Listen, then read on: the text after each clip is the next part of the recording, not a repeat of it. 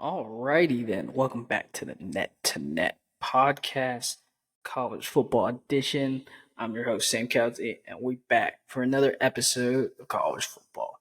So there's a lot going on in college football over the last couple of weeks, especially this week. We're gonna start off the episode talking about the state of Michigan.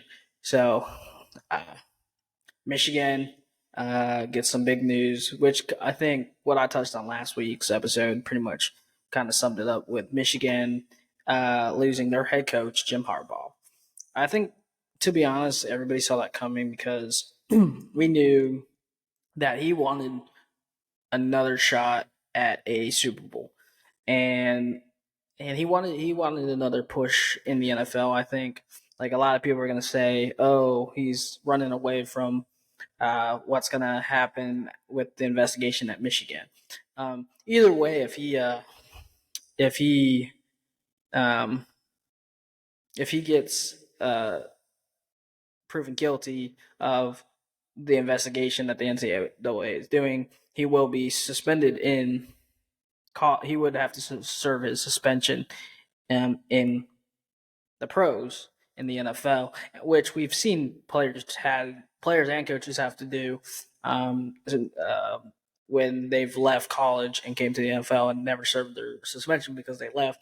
Comes to mind is the Terrell Pryor, Dan Boone Herron, Veer Posey. They all had to serve their suspensions because they left college before they could serve their suspension and ended up having to serve it in the NFL, which is done before. But we're talking about back to the Jim Harbaugh. Jim Harbaugh leaves Michigan coming off a national championship win. He's a former alumni of Michigan, and now he goes to a former team that he used to play for back in the day, with the Chargers. So you look at it, kind of review his coaching record as a college coach. He went 133 games, wins, 52 losses in college football. That's about a 71% win rate overall in his career. In the regular season, he won 128-45, and then in the postseason, he went 6-7, with the most recent one winning the national championship this year. So he had a good run at Michigan. He was able to win 3 conference titles back to back and 3 times in a row. And then, like I said, this year, national championship, beating Ohio State for three years in a row, which is quite astonishing for him. Great coach, good recruiter. He did a lot for Michigan, kind of restoring the program back to its glory days because we saw Michigan struggle against Ohio State for a while up until about 2020, and then something happens, flips the corner, and they were tired of losing to Ohio State, and then comes out and wins it. And it's a good thing for him because he gets to get another shot at the NFL, because he was not a very bad coach. So in the pros, he developed Colin Kaepernick very well. He made Alex Smith even a better quarterback, I think. So it should be interesting to see. But going to the college side, he also does take Jesse Mittner. There will be taking Jesse Mittner as his DC for the Chargers now, which is a big loss for Michigan because he was a very good defensive coach. You saw him. Why their defense was ranked top 5 in the league in the NCAA. So now they're going to have to kind of replace him in a way. Sharon Moore is now going to be the coach of Michigan Wolverines. So that will be interesting. Let's see if hopefully he can retain a lot of his coaches. I believe other than Harbaugh, um, I believe Mittner will be leaving, and then Jay Harbaugh, the son of uh, Jim, will also be leaving, most likely with Jesse to the NFL. So that should be interesting. And I believe also um, Ben Herbert is also leaving, if I'm not mistaken, which could be big moves for him as well, for both of them. So should be should be interesting if he does take Ben Herbert and take Jesse Mittner. But yeah, Jesse Mittner, a very good defensive coordinator. So Sharon Moore's got a lot to do. Speaking of Sharon Moore is now the head coach of Michigan. Now he has the interim head coach. He went 4-0, two big wins over Ohio State and Penn State. Um, when Harbaugh had his two separate suspensions, because some people forget that he did serve two different suspensions for two different things. So, especially this year, this is going to be a big test. His first year um, as the head coach. The nice thing is he will get a couple guys back, the likes of Donovan Edwards, Colston Loveland back on offense, and he will get his their MVP of the defense in the national championship game, Will Johnson. They also get tackles, Kenneth Grant and Mason Graham back on defense, who can provide that experience on that defense. But it is going to be a very young Michigan team. We're gonna see who is going to come out on top in the Big Ten. This is going to be a very fun year for the Big Ten, I believe. But to be honest, I could see Michigan struggling in the fact that yes, they're national champions, but they are going to have a very young squad. I believe Alex Ori, the sophomore, will start at quarterback. He's big, he's physical, he can throw the ball and he can run the ball. He reminds me of a young Cam Newton, just more raw. Can't he does have that inaccuracy, but that's kind of what happens when you've not played or really done any had not had that much playing time, especially with JJ McCarthy. But I like Orgy. I think Alex Orgy could step in. I think it's going to take him a couple of years. I just don't think that this team can one repeat, especially with the new teams coming in and how young the team is. It will be exciting to see how it shapes out now that they got rid of the uh, divisions in the Big Ten, which I'm excited for. So hopefully we have even a more uh, fun season, especially within the Big Ten. And then, but yeah, that's probably the biggest news that we kind of saw coming. Sharon Moore taking over Michigan, which we kind of already knew. Honestly, for me, I think Sharon Moore is a good hire. I think the players back him. But honestly, if I would have picked, I probably would have. If he would have stayed, I would have picked Jesse Mittner. I think Jesse Mittner could have been a very good coach, and I think he will be a coach one day as a head coach. Let's see if that's in the NFL or if that is in the NBA or sorry, the NFL or the NCAA. But yeah, but big news. We're gonna kind of talk about the transfer portal some more. With everything going on, a lot happening, especially with all the like last week I mentioned. Nick Saban gone, but and a lot of Alabama players transferring. But we saw probably probably the best player out there. I would probably say that was available right now.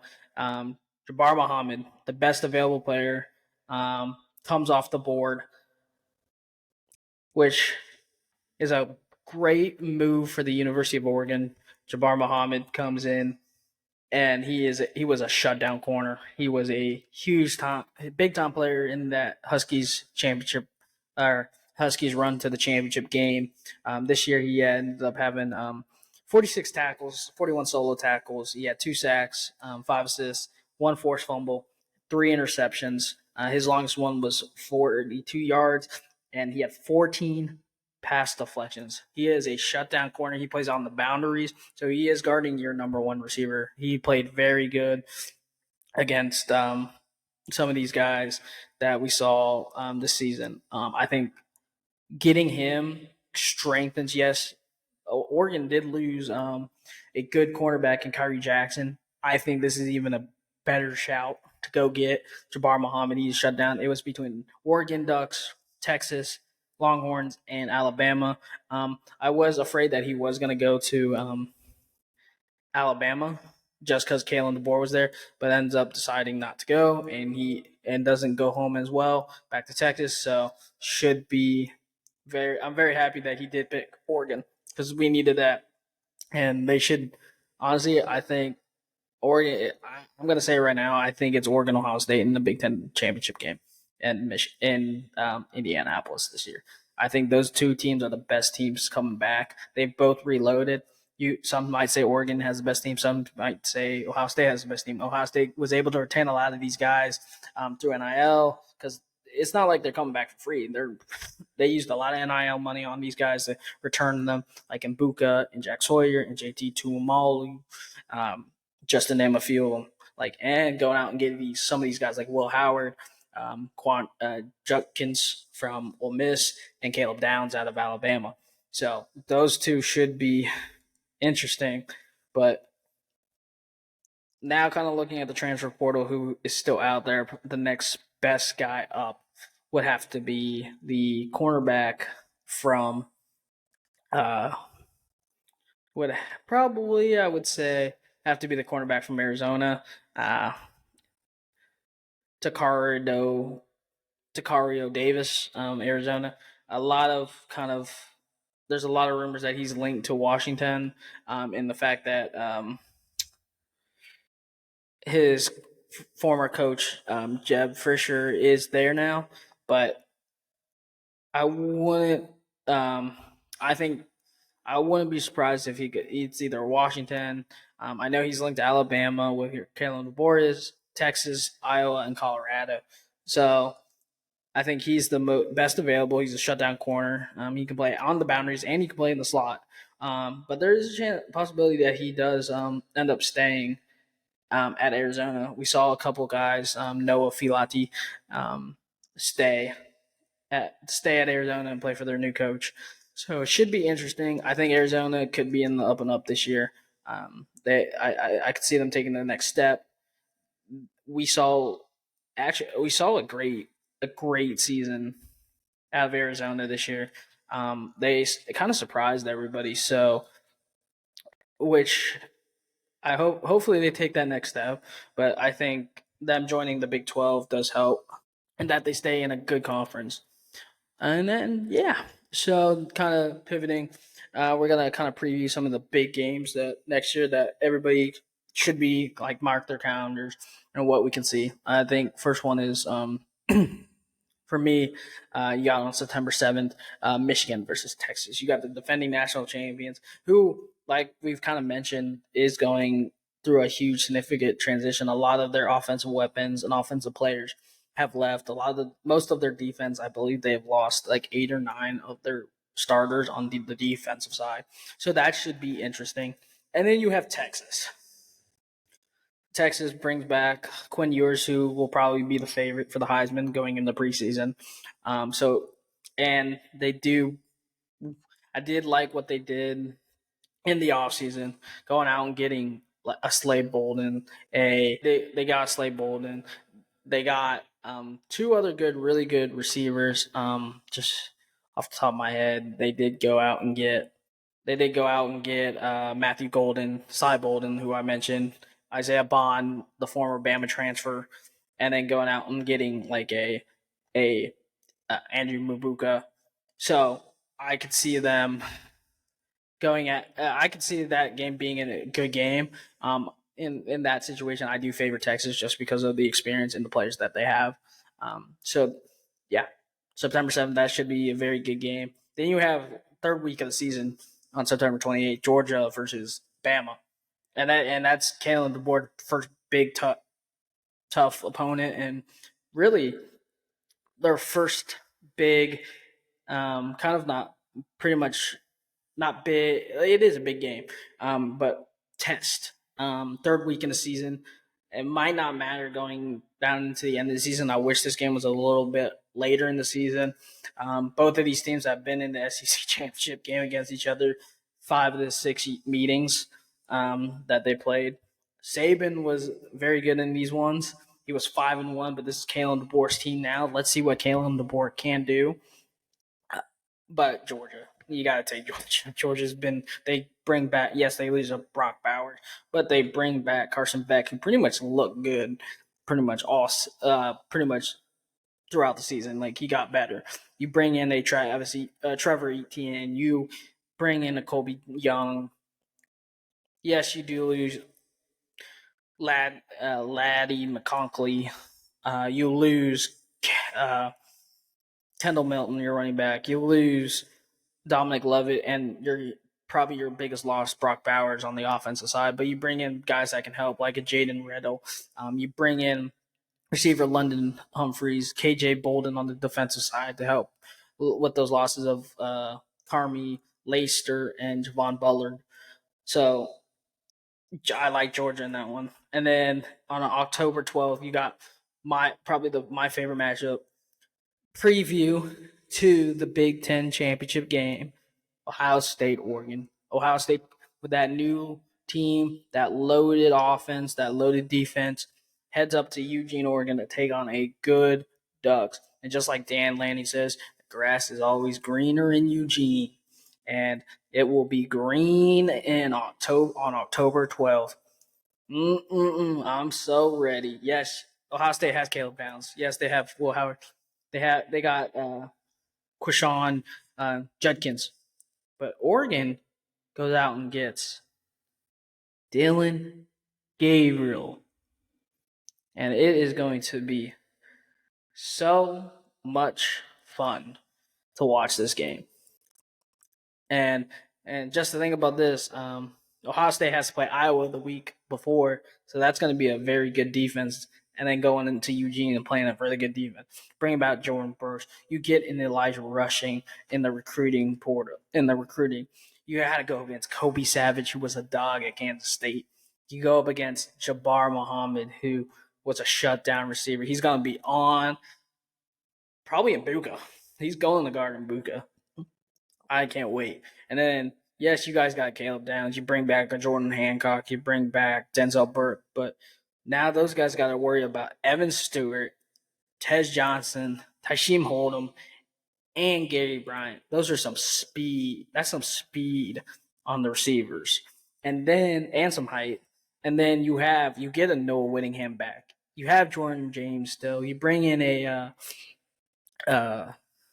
Jay Harris running back. So I'm just super excited for this game.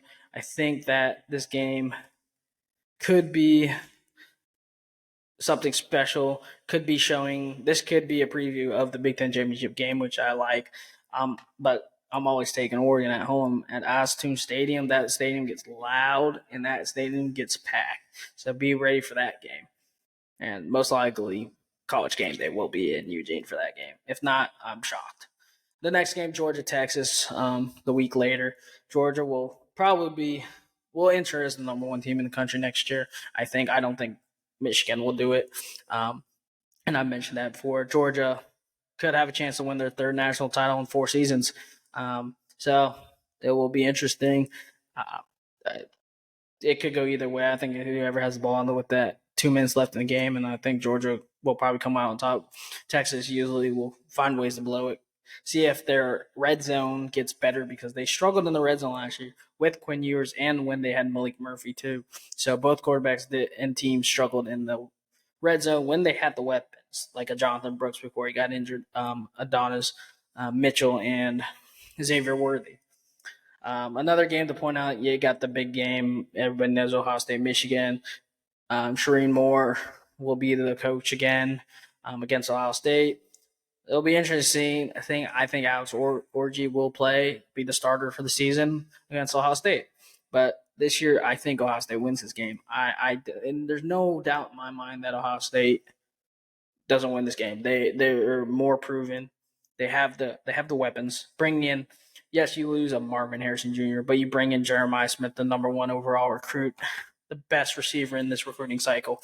Um, he was good as a in high school. He caught 90 passes for about 1,300 yards, 19 touchdowns as a senior. He was a beast in high school, and his game will translate easily to the college level. He is first step off. If you watched him, his highlights on YouTube, he's so dynamic. He's so quick. It's his first. If you watch his video, his first that once that ball's high, it's 1-2 and go. He burns his receivers. They can't really stay with him, and he can go out there and get the ball when you want that high jump ball. It should be interesting to see how he does there with Will Howard. This Buckeyes defense is going to be one of the best in the country, but they should single handedly beat Michigan. I don't think Michigan has a chance next year. Cam Ward at Miami comes back out of the transfer, goes to the transfer portal from Washington State, declares for the draft, doesn't like what he gets, comes back and commits to Miami. Good pickup for Miami. I think Mario Cristobal did a great job at kind of bringing him in. I think that's what Miami needed. Miami's a good team. I just think they were really a quarterback away from really competing in the ACC with the likes of Louisville, the likes of Florida State, Duke, um, and North Carolina last year. They just needed a really good quarterback that was consistent. So hopefully they take that next step and grow. And another team that I think could take the next step is Utah. We talk about a Kyle Whittingham team that, he went 8-5, and they called it 8-5 a down year. And we're talking about a team that won in the previous year before Washington won it this year. We're back-to-back Pac-12 champions. They get Cameron Rising back after he missed all of season just to rest and get better and heal up. Bringing Cameron Rising was really good 2 years ago. If he can find that from 2 years ago, the form from 2 years ago, he will be set going into a new conference, playing in the Big 12, which should be very good for them, I think. Hopefully keep that momentum going. So I like Utah in that situation. I believe I had them in Washington right out Washington, Florida State right outside the top 10 in last week's video. So hopefully they take that next step in that situation. And then we always got to highlight him. I didn't get to highlight him last week, but we're gonna highlight him this week. University of Cincinnati football, second year in the Big 12. Hopefully, Coach Satterfield can get them back to where we need to be, back to that kind of that place we were at a few years ago. Hopefully, we can get back to where things were. It's going to take a year. It's always going to be hard to bounce back. Yes, we get Dante Corleone back. He returns to Cincinnati, which is big. He is a big run stopper. We get Brandon Sorby in the transfer portal from Indiana. Hopefully, he can replace Amari Jones because he is gone now. So hopefully, we take that next step. And then, yeah, that's kind of like previewing. And something I wanted to do is talk about. Other than that, there's other moves within college football. College football is going to be so exciting. We just saw Iowa hire former Western Michigan coach Tim Lester, who was the Packers analyst this season, as their OC. He's a very good offensive kind of coach, offensive minded. He went 37-32 with 3 bowl appearances at Western Michigan, so he was very good as a coach. He's also served under. He was the last OC for Syracuse in 2015 and Purdue's quarterback coach in 2016. He will have probably a fun uh, offense to work with next year. You get a Cade McNamara, who almost 2 years ago was starting at Michigan against Ohio State. You get Luke Lachey back, the tight end. Hopefully, um, he will miss the first month. He was playing good until he got the ACL tear. So hopefully both of those guys come back stronger and healthier. But Iowa will be a force to reckon with in the Big Ten next year. They always have really good defense. It's just, can their offense get clicking? And I think that's where hopefully bringing him in can help turn around that offense that we used to see. But yeah, other than that, kind of looking at the way too early college All American team. I think offensively, quarterbacks, I agree with Carson Beck. Their second team is Dylan Gabriel. I think Carson Beck is probably the best quarterback in the country. Outside of, yeah, he is the best quarterback in the country right now. I think he was the number one quarterback on the number one team for all of college football last year.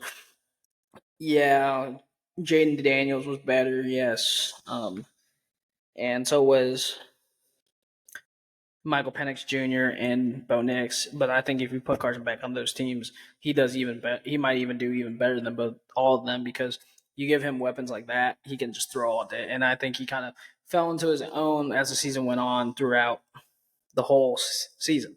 Number at running back, they have Ollie Gordon and Trayvon Henderson, which, yes, I 100% see that. Especially with Trayvon Henderson getting a new offensive coordinator, Bill O'Brien, who, when he was at Alabama, top one of the top offenses in the country, Heisman Trophy winner. The second team, Omari Hampton at North Carolina and Quinshawn Judkis at Ohio State. Yes, Ohio State's going to have the best 1-2 punch in the country, just like how Michigan had it with Blake Corum and Donovan Edwards. It's going to be Trayvon Henderson and Jaquish Judkins. And we know Trayvon Henderson can't ever stay healthy. He's going to miss a few games. And when you had Judkins as your backup, that's pretty good. And then receiving wise, you get Luther Burden and Tatori McMillan, who honestly had a great season last year. I thought he was going to enter the portal and join his coach, Jeb Fish at Washington, but him and Noah Fiati decided to both stay, and I think Arizona could have a chance. And then you have on the second team Troy Horton at Colorado State and Trey Harris, which I see Trey Harris because he was a breakout star at Ole Miss last season.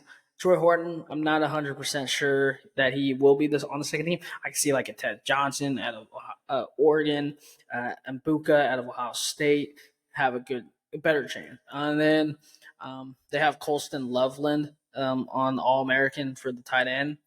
I don't agree with that. I think that the second team tight end should probably be ahead of him, and that's Brant Kuth from Utah. He's a very good run blocker, and he can do it in the passing game. Utah's known for producing some good tight ends. We talk about Brandon Kuth, Dalton Kincaid, just to name a few. And then kind of going to the offensive line, you have Will Campbell, Tate Rutledge, Parker Braves Ford, Donovan Jackson, and Kelvin Banks Jr., which I agree with all of them. They all had great years. The only one I could see that they had on the second team would be Tyler Booker over Tate Ratledge. It's just, yes, Tate Ratledge was very good at guard, and he really doesn't allow any sacks. And he only had 2 quarterback hurries last season, so he is very good. 6'6", 310-pound guard. He is very good. On the defense side, you have Tyreek Williams, James Pierce, Mason Graham, and Aston Goodlaw. All very good choices. I think all of those are fine. I wouldn't disagree with any of those. At the linebackers, you got Harold Perkins. His numbers did drop last season, but you do get a new defensive coordinator coming in who should hopefully help him. At the other linebackers, you have 2 guys that were really overshadowed last year. Deontay Lawson was out with injury last season for 3 games, and he was overshadowed by those names such as Caleb Downs, Chris Braswell, Dallas Turner on that defense for Bama. And He's a very good linebacker. He can play the Mike linebacker, and he also can play Will. And then another guy that was overshadowed by Jeremiah Trotter at Clemson is Barrett Carter. Barrett Carter comes in. He's supposed to be a leader. He's very good. I thought he was going to go to the draft. He racked up 9 sacks and 12 breakups over the last 2 seasons. He's very effective in both run and pass. He can cover those tight ends really well, and he can stop the run.